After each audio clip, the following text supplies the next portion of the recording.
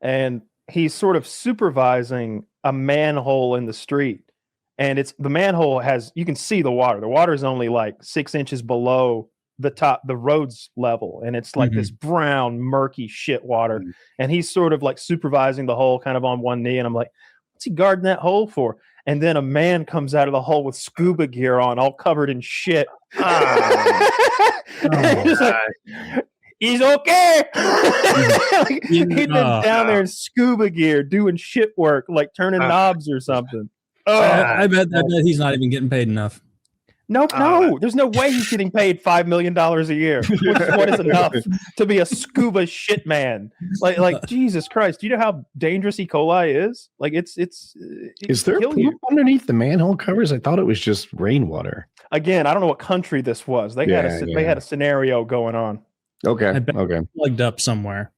It's just like, for 50 years we had a water treatment system here that was probably set up for 200,000 people, but now there's 800,000 people in the span of a few years, and they just biologically can't keep up with it. And the water here has gotten gross. I'm like, man, this is like, you guys have traveled, like you kind of take for granted things in America, like the water's clean and the bridges don't collapse and the power comes on, but we're getting to that spot. Like there's just like, it's like the door in Titanic. Like everybody can't climb on, we're going to sink. But I'm looking at this video now. You're turd scuba man. Like that's, this is a different turd scuba man. This is a sewage pipe he's working on. This is a different guy. This is low tech, and the guy in the far bucket hasn't surfaced yet. Are there two of them? That's Julio. He can hold his breath a long time. They're doing like a diving bell with the bucket. Yes. For those who are audio only, these guys are they are over their heads in shit water, and to go underwater and work on it, their buddy is holding a 5-gallon bucket over their head and then pressing it down as they submerge themselves to create this little diving bell of air for them. Oh my God. Like turd diver was not on that cat's job application. Right. And you'd have like that one buddy that would like pull it up too fast or like tip it just to prank you, like let all your air out. If I get it in my mouth once, I don't understand how it's even helpful, because it's not making him that much lower in the water, and there's an opaque white plastic bucket over his head, and so like he's doing handwork though. He doesn't need to see what he's doing. He's turning valves or attaching something that he can do blind, but he can't reach it. Just needs to reach 12 inches lower, I guess. That must be it. That looks terrible. It's like I've had a lot of jobs that I didn't like, but like I don't not like them nearly as much as I used to. I wouldn't want to work with shit. That would be on the bottom end of my jobs. Crime scene cleanup. That's always just gruesome. I'd rather do that than the poop stuff. I think. Yeah, I don't no, because there's going to be poop at the crime scene stuff too. Well, see, at the crime scenes though, sometimes they don't find people for weeks and weeks. It's not just crime scene cleanup; it's like dead body cleanup. So some guy that like just passes out in his armchair and they don't find him for 6 weeks, and it's hot Florida heat, and he didn't have AC, and his like cats are in there eating his eyelids off. You got to go clean that shit up. Have you guys ever worked at a restaurant? No, McDonald's for a week. Cold Stone for one day. Never got paid. I got paid at least. The very lowest man on the totem pole at this Boardwalk Grill. And mostly what I did is I spent hours and hours peeling potatoes. But when things went well, I got to be like a waiter up front. Anyway, the smell of a restaurant dumpster will forever live in my mind. And it just instantly drains any joy that I feel in my body just right away. And now just passing one, it reminds me of my like 14-year-old job. I grew up on a chicken farm. I've smelled things you can't even perceive of. It's like Pinhead in Hellraiser. I have such things to show you. Like, you don't even know. You open that thing up and you look down and it's like a horror movie. It's moving with maggots.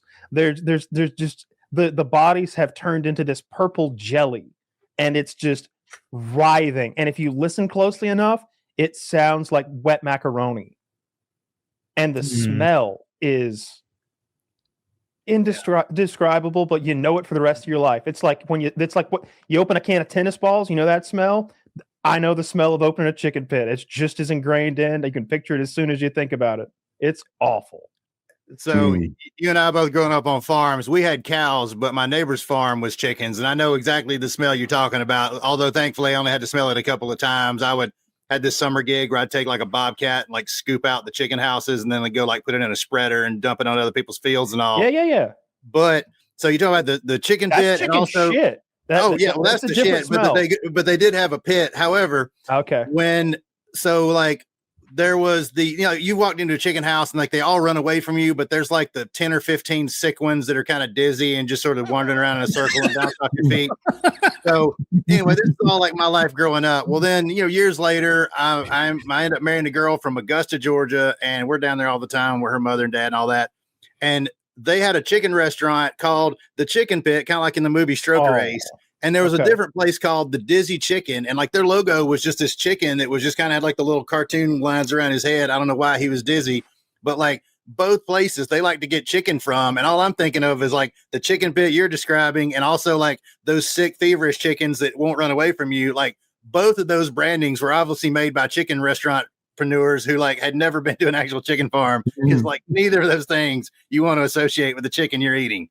Like cattle farming isn't really that smelly. Even if you've got dairy cows and they're shitting in those stalls and you're washing it away with a hose, like cow manure doesn't smell that bad. Like something about cow manure, it's sort of earthy, but chicken shit is pretty obnoxious. Most people find it to be real estate ruining in its odorous nature. But pig shit, the chicken farmers look down upon the pig farmers. I'm gonna tell you that right now, because their shit is like this liquid, just paste that gets washed and stored in a lagoon. They store it in a big open swimming pool, basically, of liquid pig shit. And when they empty that motherfucker out, it's like a biological weapon went off in your county. Like you can almost see it in the air. It's a stink cloud because they spray it through like irrigation systems, like over crops. They just spray raw sewage onto the fields with vast, like 1,000-meter long, like irrigation systems. It's so nasty. Yeah, and like biologically, like they're a lot closer to us than the chickens or the bovines are. Hearts, lungs, organs, that kind of stuff. So like, yeah, the similarity of like pig waste to people waste too is too.